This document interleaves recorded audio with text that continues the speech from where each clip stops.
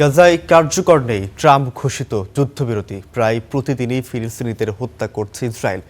গেল বছর যুদ্ধবিরতি ঘোষণার পর থেকে এ পর্যন্ত অন্তত 1000 মানুষকে হত্যা করেছে ইসরায়েল, যাদের বেশিরভাগই নিরস্ত্র বেসামরিক মানুষ। সেই সাথে কথিত হলুদ রেখার নামে গ্রাস করা হয়েছে গাজার 54% ভূমি। এমন বাস্তবতায় মিশরে শুরু হলো যুদ্ধবিরতির দ্বিতীয় ধাপ কার্যকরের আলোচনা।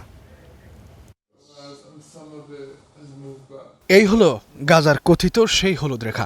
এই রেখা অতিক্রম দূরের কথা, এর কাছে এলেই ফিলিস্তিনিদের গুলি করে হত্যা করেছে ইসরায়েল। কথিত এই হলুদ রেখার ঠিক মাঝখানে ইসরায়েলি সেনাদের নজরদারির পোস্ট। সেখানে স্নাইপার রাইফেল হাতে ফিলিস্তিনিদের হত্যার অপেক্ষায় থাকে দখলদার সেনারা।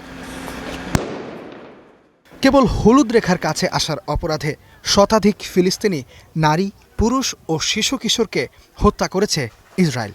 অথচ কথা ছিল যুদ্ধবিরতির সময় ধাপে ধাপে এই রেখার নামে দখল করা গাজার 54% এলাকা ছেড়ে দেবে ইসরায়েল। কিন্তু সেটি দূরের কথা, উল্টো এখন গাজার 70% এলাকা দখলের পরিকল্পনা শুনিয়েছেন নেতানিয়াহু। যুদ্ধবিরতির গেল 1 বছরে অন্তত 1000 ফিলিস্তিনিকে হত্যা করেছে ইসরায়েল। বাড়ছে লাশের মিছিল।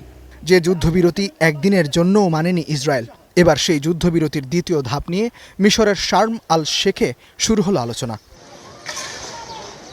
ফিলিস্তিনের বিভিন্ন গোষ্ঠী, মিশর, কাতার ও তুরস্কের মধ্যস্থতায় কায়রোতে চলছে বৈঠক।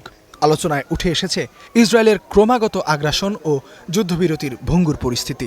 হামাস বলছে, যখন যুদ্ধবিরতির প্রথম ধাপই উপেক্ষা করেছে ইসরায়েল, তখন দ্বিতীয় ধাপের বাস্তবায়ন নিয়ে এমন আলোচনার ফলাফলের আশা ক্ষীণ। তারপরও আলোচনা চায় হামাস। 2025 সালের সেপ্টেম্বরে ট্রাম্পের প্রস্তাবিত 20 দফা রূপরেখার আলোকে শুরু হয় যুদ্ধবিরতি, যার আওতায় ইসরায়েল ও হামাস বন্দি বিনিময় সম্পন্ন করে। এর বাইরে চুক্তির আর কোনো শর্তই বাস্তবায়িত হয়নি।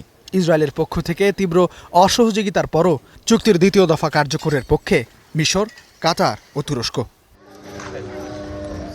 ইস্তিহাদুল মাহমুদ, স্টার নিউজ।